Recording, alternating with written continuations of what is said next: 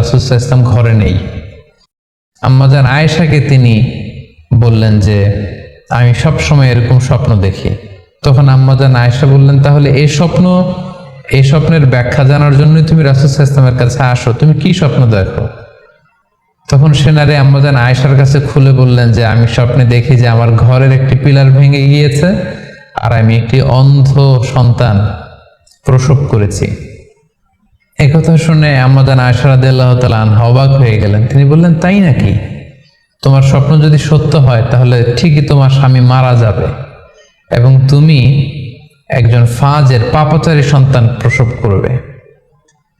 ঠিকই দেখা গিয়েছিল তার পরের বছর তার স্বামী যখন আসলো, জীবিত আসতে পারেনি, তার স্বামী ইন্তেকাল করেছিল এবং এই নারী যে সন্তান প্রসব করেছিল সেটি ছিল একটি পাপাচারী সন্তান।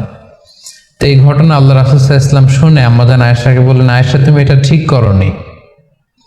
তুমি যদি কখনো কারো স্বপ্নের ব্যাখ্যা করো, তুমি ভালো ব্যাখ্যাটা করবে, কখনো মন্দ দিক থেকে ব্যাখ্যা করবে না। হয় চুপ থাকবে, ব্যাখ্যাই করতে যাবে না, আর যদি স্বপ্নের ইন্টারপ্রিটেশন তুমি করতে চাও তাহলে ভালো ব্যাখ্যাটা করবে। সম্মানিত, শুধু এজন্য যে কারো কাছে আমরা চাইলেই স্বপ্নের কথা জানাতে পারি না, বরং সে যদি আপনার শুভাকাঙ্ক্ষী হয়, সে যদি স্বপ্ন ব্যাখ্যায় পারদর্শী হয়, সে যদি ভালো আলেম হয়, তাহলে তার কাছে আপনি স্বপ্নের ব্যাখ্যা জানতে চাইতে পারেন। এক্ষেত্রে আমরা ইমাম মুহাম্মদ ইবনে সিরিনের আরো একটি চমৎকার ঘটনার কথা উল্লেখ করতে পারি। মুহাম্মদ ইবনে সিরিন উনি ছাত্রদেরকে নিয়ে একবার তালিম দিচ্ছিলেন। এ সময় হঠাৎ এক নারী এসে বললেন যে আমি স্বপ্নের ব্যাখ্যা জানতে চাই, মুহাম্মদ ইবনে সিরিন কোথায়? ছাত্ররা বলল উনি একটু বাইরে গিয়েছেন। আপনি স্বপ্নে কি দেখেছেন? মহিলাটি বলল যে আমি স্বপ্নে দেখেছি আমার ছেলে সাগর থেকে শুধু পানি পান করছে। হঠাৎ সে মজলিস থেকে এক ছাত্র বলল, তাই নাকি? আপনি যদি এই স্বপ্ন দেখে থাকেন তাহলে আপনার বাচ্চাটা মারা যাবে। ইমাম মুহাম্মদ ইবনে সিরিন পরবর্তীতে যখন আসলেন, এসে ছাত্রদের কাছে যখন জানতে পারলেন, তখন তিনি বললেন যে তুমি কেন এই স্বপ্নের ব্যাখ্যা করেছো? কারণ সাগরের লোনা পানি এটা যে সবসময় অযোগ্য, পানের অযোগ্য ব্যাপারটা এমনটা নয়। সাগরের ভেতরে তো মণিমুক্তাও আছে। বরং আমি হলে ব্যাখ্যা করতাম যে তোমার ছেলে সাগর থেকে পানি খাচ্ছে, তোমার ছেলে অনেক বড় আলেম হবে। কিছুদিন পরে আরেক লোক এসে মুহাম্মদ ইবনে সিরিনের কাছে জানতে চাইলেন যে আমি স্বপ্নে দেখছি যে আমার ছেলে সাগর থেকে শুধু পানি নিয়ে খাচ্ছে। তিনি বললেন, আশা করা যায় তোমার ছেলে অনেক বড় আলেম হবে। ঠিকই দেখা গেল কিছুদিন পরে যেই মহিলাটি স্বপ্নের ব্যাখ্যা জানতে এসেছিলেন তার ছেলেটি মারা গিয়েছে, আর ওই যেই লোক মুহাম্মদ ইবনে সিরিনের কাছে স্বপ্নের সুন্দর ব্যাখ্যা নিয়ে গেলেন, তার ছেলে ওই সময়ের অনেক বড় আলেম হয়েছিল। এজন্য সম্মানিত শুধু যে কারো কাছে স্বপ্নের ব্যাখ্যা জানতে চাইতে নেই, আর স্বপ্নের ব্যাখ্যা যদি করতে হয় ভালো ব্যাখ্যা করতে হবে, তা না হলে চুপ থাকতে হবে। স্বপ্নের ক্ষেত্রে ইসলামের যে দিক নির্দেশনা, সেক্ষেত্রে আরো একটি দিক নির্দেশনা হচ্ছে স্বপ্ন কখনো শরীয়তের দলিল হতে পারে না। কেবলমাত্র নবীদের স্বপ্নই হচ্ছে ওহী, কিন্তু আমরা যারা সাধারণ মুসলমান, আমাদের স্বপ্ন কখনো শরীয়তের দলিল হতে পারে না। আমরা প্রায় শুনি অমুক পীর সাহেব একটা স্বপ্ন দেখেছেন এবং তার মুরিদেরা এই স্বপ্নের আলোকে বিভিন্ন কাজ করতে শুরু করেছেন, এটাকে শরীয়তের অংশ মনে করে। খুব রিসেন্টলি করোনা ভাইরাস আউটব্রেকের টাইমে মামুন মারুফ নামে এক ছেলের স্বপ্নের কথা আমরা শুনেছিলাম যে ইটালিতে সে স্বপ্ন দেখেছে, করোনা ভাইরাসের সাথে কথা বলেছে। আসলে এই জাতীয় স্বপ্ন কখনো শরীয়তের কোনো সোর্স বা এভিডেন্স হতে পারে না। খুব রিসেন্টলি বুয়েট থেকে পাশ করা মুশতাক মোহাম্মদ আরমান নামে একজন লোকের কথা আমরা শুনেছি যে তিনি দাবি করেছেন তিনি ইমাম মাহাদি, এবং তিনি দাবি করেছেন যে স্বপ্নে তাকে আল্লাহ তাআলা ইমাম মাহাদি বলে পরিচয় করিয়ে দিয়েছে, ফলে লোকজন এসে তার হাতে বায়াত হচ্ছে। অথবা অনেকে দাবি করে থাকেন যে স্বপ্নে তিনি ফকিরি পেয়েছেন, স্বপ্নে এটা হয়েছে সেটা হয়েছে। এরকম কোনো ধরনের স্বপ্নই কিন্তু শরীয়তের অংশ, শরীয়তের দলিল বা এভিডেন্স হতে পারে না।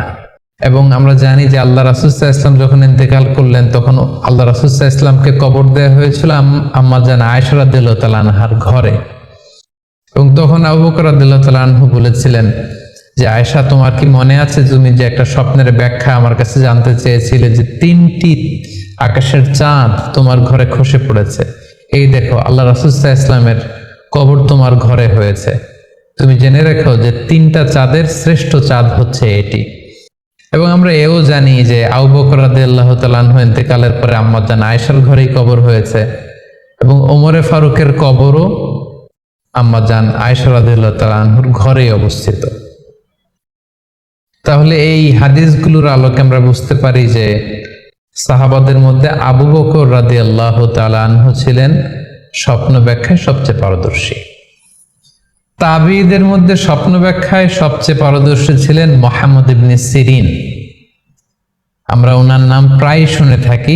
তিনি স্বপ্ন ব্যাখ্যার ক্ষেত্রে খুব এক্সপার্ট ছিলেন। তিনি ওসমান রাদিয়াল্লাহু তাআলা আনহু যখন ইসলামের খলিফা, তখন বসরা নগরীতে মুহাম্মদ ইবনে সিরিন জন্মগ্রহণ করেন এবং অনেক সাহাবা থেকে তিনি অনেক হাদিস বর্ণনা করেছেন। ইব্রাহিম, তুমি আজান দাও। ইব্রাহিম আলাইহিস সালাম বললেন, কোথায় আজান দিব? চারদিকে তো মরুভূমি। আল্লাহ তাআলা বললেন, ইব্রাহিম তুমি আজান দাও, এই আজানের আওয়াজ বা শব্দ পৃথিবীর সবার কানে আমি পৌঁছে দেব। তো সেদিন ইব্রাহিম আলাইহিস সালাম তখন হজের আজান দিলেন বা ঘোষণা দিলেন। আজান শব্দের অর্থ হচ্ছে অ্যানাউন্স, টু অ্যানাউন্স, মানে ঘোষণা দেয়া। সো আপনি যদি স্বপ্নে দেখেন যে আপনি আজান দিচ্ছেন বা কেউ আজান দিচ্ছে, তাহলে সে অচিরে হজ করবে বা হজ রিলেটেড কোন একটা ব্যাখ্যা হতে পারে। এভাবে আজানকে হজের সাথে সম্পৃক্ত করা হয়েছে এবং এটা ভালো একটি স্বপ্ন। এবার স্বপ্নে যদি কেউ গর্ত দেখে, যে সে গর্ত খুঁড়ছে বা তার জন্য কেউ গর্ত করছে, এটা ষড়যন্ত্রের সাথে সম্পৃক্ত। কেননা আরবি প্রবাদে আছে যে মান হাফারা হুফরাতান ওয়াকা ফিহা, কেউ যদি কারোর জন্য গর্ত করে তাহলে সেই গর্তে সে নিজে আগে পড়বে। তাহলে গর্ত করা মানে অনেকটা কারো বিরুদ্ধে শত্রুতা করা বা ষড়যন্ত্র করার একটা চিহ্ন বহন করে। এবার স্বপ্নে যদি কেউ নৌকা দেখে বা শিপ দেখে, জাহাজ দেখে, যে সে জাহাজে আরোহণ করছে বা নৌকায় আরোহণ করছে, এটা তার জন্য একটা ভালো সাইন। সে কোনো বিপদ থেকে মুক্তি পাবে বলে ধারণা করা যেতে পারে। কারণ সূরা আনকাবুতের 15 নম্বর আয়াতে আল্লাহ বলছেন, ফাআনজাইনাহু ওয়া আসহাবাস সাফিনাতি ওয়া জাআলনাহা আয়াতাল লিল আলামিন। অর্থাৎ আমি নূহ আলাইহিস সালাম এবং তার সাথে ঈমানদার সবাইকে আমি এই নৌকায় উঠিয়েছি এবং মহাপ্লাবন থেকে তাদেরকে আমি বাঁচিয়েছি। আর এই মহাপ্লাবনকে আমি গোটা বিশ্বের জন্য একটা নিদর্শন করে রেখেছি। সো নৌকায় ওঠা বা জাহাজে ওঠা, কোনো শিপে বা লঞ্চে ওঠা, এটা আপনি বিপদ থেকে মুক্তি পাবেন, and you are in the safe zone, এই ধরনের একটা ইঙ্গিত বহন করে।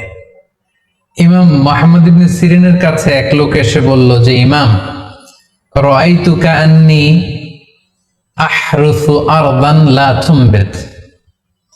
হে ইমাম, আমি স্বপ্নে দেখেছি যে আমি একটি শস্য ক্ষেত্র চাষ করছি কিন্তু কোনো ফসল হচ্ছে না, এটার মানে কি? তিনি ব্যাখ্যা করে দিলেন, আনতা তা'জিলু আন ইমরাআতিক, অচিরেই হয়তো তোমার স্ত্রীর সাথে তোমার সেপারেশন হয়ে যেতে পারে। কারণ কোরআনে স্ত্রীকে শস্য ক্ষেত্রের সাথে তুলনা করা হয়েছে মেটাফরিক্যালি। সূরা বাকারার 223 নম্বর আয়াতে আল্লাহ বলছেন, নিসাউকুম হারসুল লাকুম ফাআতু হারসাকুম আন্না শি'তুম। অর্থাৎ তোমাদের স্ত্রীরা হচ্ছে তোমাদের শস্য ক্ষেতের মতো, তোমরা যেভাবে খুশি এই শস্য ক্ষেত্রটাকে সুন্দরভাবে চাষাবাদ করতে পারো। তাহলে শস্য ক্ষেতের সাথে বা ক্রপ ল্যান্ডস এর সাথে আপনার স্ত্রীর সাথে সম্পর্ক হওয়া বা সেপারেশন হওয়া, এইভাবে ইঙ্গিত নেওয়া যেতে পারে। সবশেষে একটি ঘটনা উল্লেখ করার মধ্য দিয়ে আমরা এই সিম্বলিক বা আইকনিক ব্যাপারটা শেষ করতে চাই। সেটি হচ্ছে, ব্যক্তির ভিন্নতার কারণে কিন্তু স্বপ্নের ব্যাখ্যাও ভিন্নতা হতে পারে। ব্যক্তি ভিন্নতার কারণে স্বপ্নের ব্যাখ্যাও ভিন্ন হবে। একই স্বপ্ন দুইজন লোক দেখলো, দুইজনের স্বপ্নের ব্যাখ্যা কিন্তু দুরকম হতে পারে। সেক্ষেত্রে আমরা মুহাম্মদ ইবনে সিরিনের একটা ঘটনা উল্লেখ করতে পারি। মুহাম্মদ ইবনে সিরিনের কাছে এক লোক এসে বলল যে আমি স্বপ্নে দেখেছি আমি আজান দিচ্ছি, এটার ব্যাখ্যা কি? উনি বললেন তুমি হজ করতে যাবে। তার কিছুদিন পরে আরেক লোক এসে একই স্বপ্ন দেখলো, তিনি বললেন যে আমি স্বপ্নে দেখেছি যে আমি আজান দিচ্ছি। তো তিনি বললেন চুরিতে তোমার হাত কাটা যাবে। তো ওনার ছাত্ররা দুইজন লোকের কাছে দুই ধরনের উত্তর দেওয়ার কারণে অবাক হয়ে জিজ্ঞেস করলেন যে হে ইমাম, একই স্বপ্ন দুইজন দেখলো কিন্তু আপনি এক একজনকে এক এক উত্তর কেন দিলেন? তো তিনি বললেন যে এই দুইজনকে আমি চিনি এবং তাদের ব্যক্তিগত জীবন সম্পর্কে আমি জানি, সো তাদের জীবন আচরণ তাদের ব্যক্তিত্বের কারণে আমি দুই ধরনের ব্যাখ্যা করেছি। প্রথম জনের ব্যাখ্যা করেছি আমি সূরা হজের আলোকে, কারণ সূরা হজে আল্লাহ ইব্রাহিম আলাইহিস সালামকে বলেছেন ওয়াযিন ফিন্নাসি বিল হজ, তুমি মানুষের মাঝে হজের জন্য আজান দাও, ঘোষণা দাও। সো সেই লোকটি আজান দিয়েছে, তার মানে আশা করা যায় সে হজে যাবে। আর দ্বিতীয় লোকটির স্বপ্নের ব্যাখ্যা আমি করেছি সূরা ইউসুফের আলোকে। সূরা ইউসুফে একটি আয়াত আছে সুম্মা আযানা মুআযযিনুন আইয়াতুহাল আইর ইন্নাকুম লাসারিকুন, অর্থাৎ মিশরের কিং এর একটি পানপাত্র চুরি হয়ে গিয়েছিল। ইউসুফ আলাইহিস সালাম ইচ্ছা করে সেটা তার ভাই ইয়ামিনের খাদ্যের প্যাকেটের ভেতরে ঢুকিয়ে দিয়েছিলেন। আর তখন সেখানকার স্টাফরা বা সৈনিকেরা আজান দিয়েছিল, মানে ঘোষণা দিয়ে বলেছিল হে ক্যারাভান, হে কাফেলার লোকেরা, তোমরা চুরি করেছো। তো তিনি মুহাম্মদ ইবনে সিরিন বললেন যে দ্বিতীয় লোকটার ব্যাপারে আমি জানি, সে আসলে অসাধু একজন লোক এবং তার ক্ষেত্রে সে স্বপ্নে যেহেতু আজান দিতে দেখেছে, সে কখনো হজে যাবে না, বরং সূরা ইউসুফের আলোকে চুরিতে তার হাত কাটা যাবে।